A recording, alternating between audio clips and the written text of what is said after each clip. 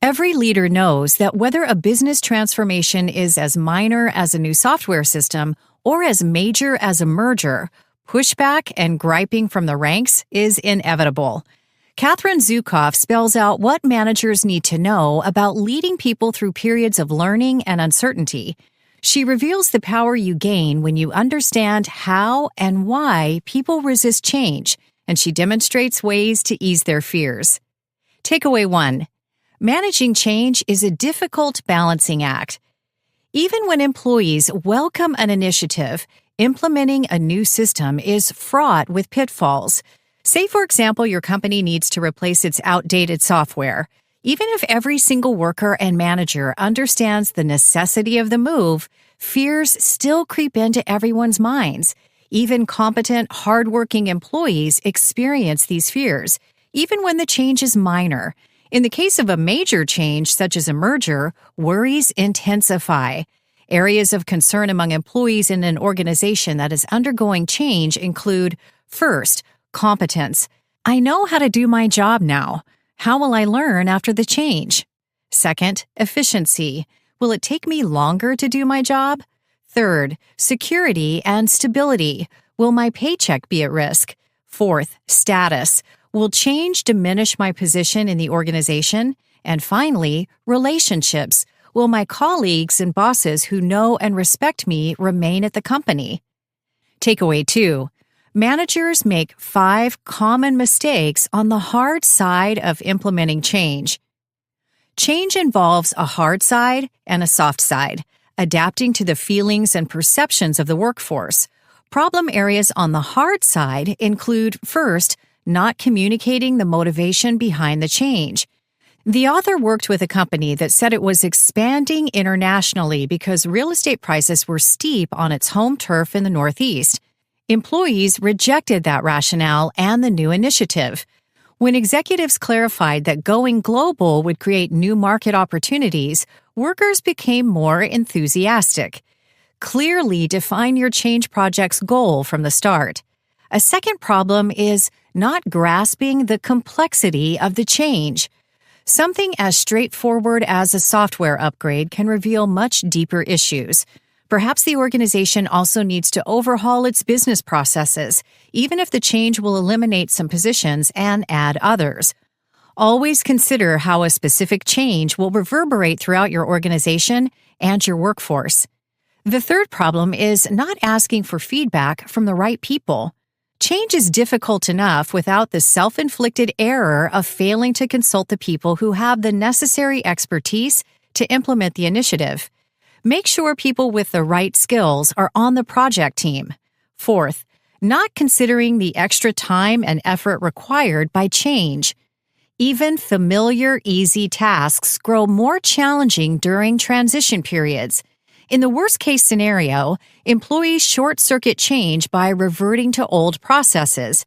Managers must acknowledge that change places new demands on employees, take account of change fatigue, plan for those burdens during the learning curve, and schedule rest breaks. And the fifth problem is not adjusting on the fly. Some change plans are spot on, others suffer from inadequate conception. Keep a close eye on your organization's results and make adjustments if things don't work as intended. Schedule time during change projects to pause and to examine the process. Takeaway 3. Celebrate small wins throughout any change process.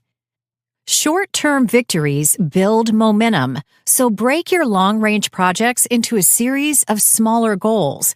When you achieve small wins and celebrate them, you convince people the project is a good idea, and you quiet naysayers.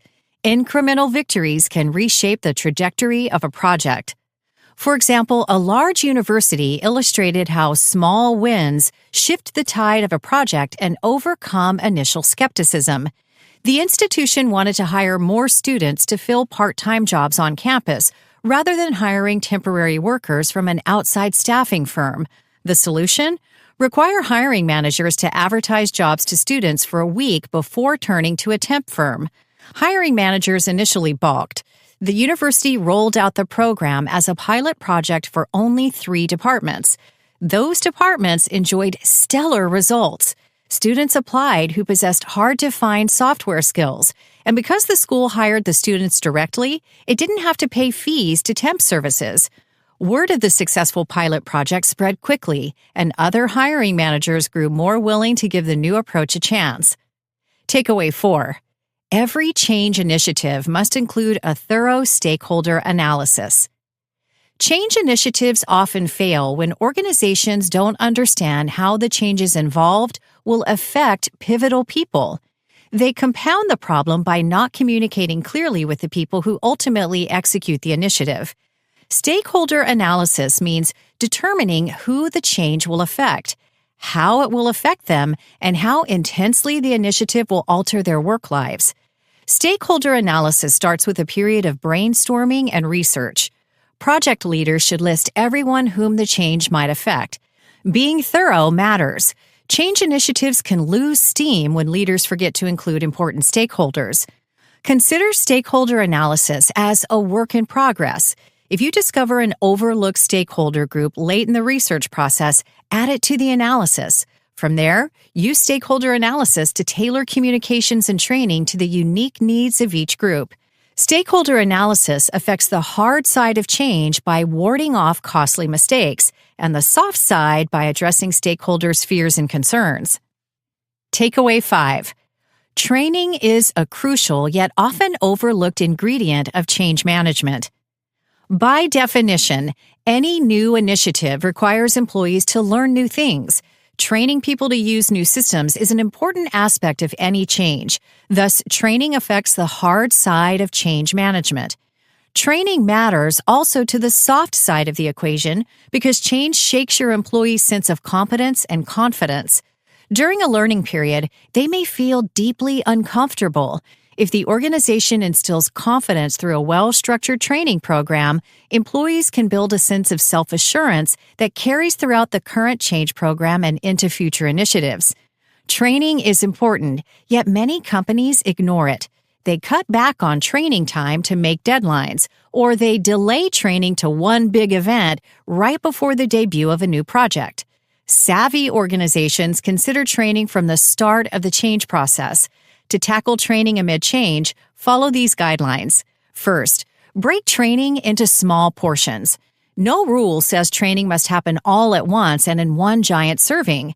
Deliver training in small chunks of content, parceled out over time to smooth the process and achieve short-term wins.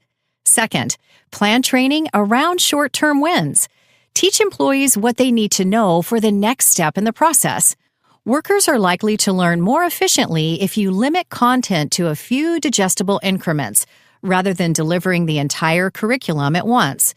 The third guideline is set up hands-on training centers. Everyone learns at a different pace. For workers who need extra coaching, establish drop-in classrooms where they can receive tutelage and get answers to specific questions. Fourth, tap super users. Find a few workers in each department who can learn new software and help coach their colleagues. These super users don't undermine the responsibility of official trainers. They augment learning by answering occasional questions from their coworkers. And the final guideline is schedule training as part of staff meetings. Your employees probably attend weekly or monthly staff meetings. Use these gatherings to reinforce the teaching delivered during formal training sessions. Takeaway 6. Pushback is natural. Expect and embrace it. Changing is hard, and resisting change is easy. Maybe a manager refuses to get on board. Perhaps frontline workers resist doing things a new way. If people in the organization don't support a change, they'll resist it deliberately or subconsciously. Sometimes the reasons for resistance are obvious. For example, a change involves layoffs and survivors are bitter. Resistance might stem from petty issues, too. Say an employee resents the loss of a private office or a step down in status and prestige. Change fatigue can be another culprit. Maybe your organization already dragged people through a previous desultory change initiative. People express their resistance in various ways. The first way is to put up obstacles. Employees can use stalling techniques disguised as well-intentioned efforts, such as wanting to research a project more fully or consider a wider array of outside vendors. Second, People drag their feet. People might sign on to the change initiative but find other priorities that leave them too busy to focus on the project. Third, they comply superficially. Workers appear to embrace the change while undermining it. At one company, a CEO directed employees to consult an online decision-making tool. The CEO followed up by monitoring how many times individuals logged on to the tool.